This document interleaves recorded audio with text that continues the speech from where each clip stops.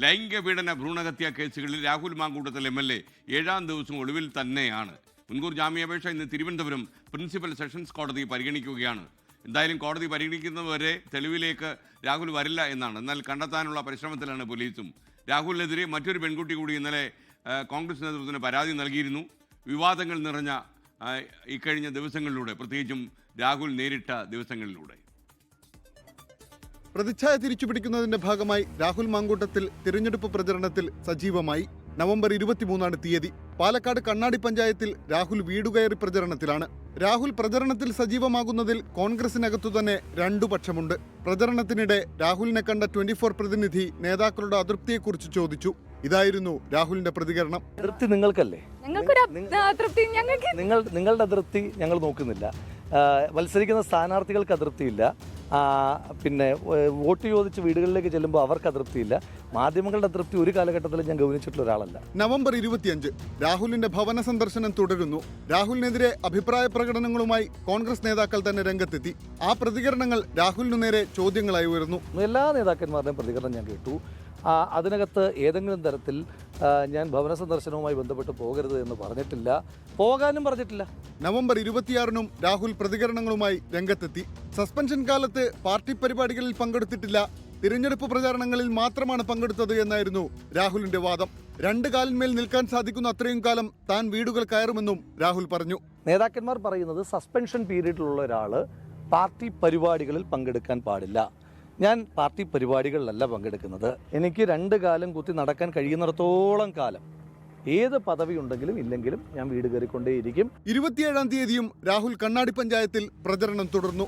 പെട്ടെന്നാണ് പെൺകുട്ടി പരാതി നൽകാനായി മുഖ്യമന്ത്രിയുടെ ഓഫീസിലെത്തി എന്ന വിവരം മാധ്യമങ്ങളിലൂടെ പുറത്തുവരുന്നത്. ശേഷം രാഹുൽ മുങ്ങി. വൈകുന്നേരത്തോടെ രാഹുലിന്റെ MLA ഓഫീസിലെത്തിയ ഞങ്ങളുടെ പ്രതിനിധി അടഞ്ഞുകിടക്കുന്ന കെട്ടിടവും പോലീസ് സന്നാഹവുമാണ് കണ്ടത്.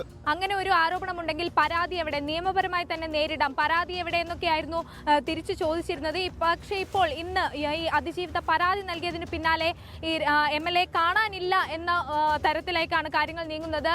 അന്നു തന്നെ DYFIയും BJPയും രാഹുലിന്റെ ഓഫീസിലേക്ക് മാർച്ച് നടത്തി.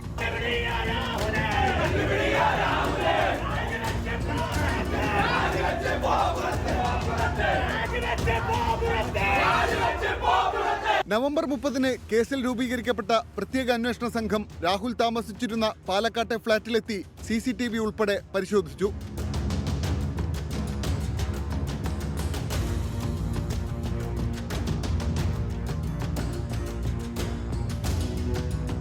അന്ന് തന്നെ അതിജീവിതയുടെ പേരുൾപ്പെടെയുള്ള വിവരങ്ങൾ പുറത്തുവിട്ടതിന് വലതുപക്ഷ നിരീക്ഷകൻ രാഹുൽ ഈശ്വറിനെയും KPCC general secretary Sandeep Warrier ഉൾപ്പെടെയുള്ളവരെയും പ്രതി ചേർത്ത് പോലീസ് കേസെടുത്തു. രാഹുൽ ഈശ്വറിനെ കസ്റ്റഡിയിലെടുത്ത പോലീസ് ശേഷം അറസ്റ്റ് രേഖപ്പെടുത്തി. ഈ പെൺകുട്ടിയുടെ ഫോട്ടോ ഞാൻ ഇട്ടിട്ടില്ല, കള്ളം പറയുവാണ്, കള്ളക്കേസാണ്, മെൻസ് കമ്മീഷന്റെ ആവശ്യമുണ്ട്, രാഹുലിനെ സപ്പോർട്ട് ചെയ്യേണ്ട ദേഷ്യമാണ്. ഡിസംബർ 1 അറസ്റ്റിലായ രാഹുൽ ഈശ്വറിനെ തിരുവനന്തപുരം ACJM കോടതി റിമാൻഡ് ചെയ്തു. ജയിലിൽ നിരാഹാരമിരിക്കുമെന്ന് രാഹുൽ ഈശ്വർ. ഞാൻ ജയിലിൽ നിരാഹാര സമരത്തിലേക്ക് പോവാണ്. പച്ച കള്ളമാണ് ഈ കേസ്. ജയിലിൽ നിരാഹാര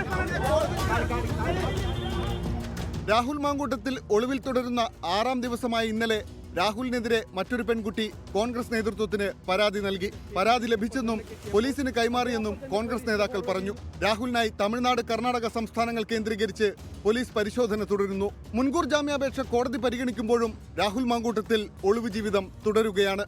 റിസർച്ച് ഡെസ്ക് 24. ലോകത്തെവിടെയായാലും ഏത് സമയത്തും 24 വാർത്തകളും ഓഗ്മെന്റഡ് റിയാലിറ്റി പാക്കേജുകളും എക്സ്പ്ലെയിനറുകളും വിശദമായി കാണാൻ ഞങ്ങളുടെ YouTube ചാനൽ നിങ്ങൾക്ക് സബ്സ്ക്രൈബ് ചെയ്യാം.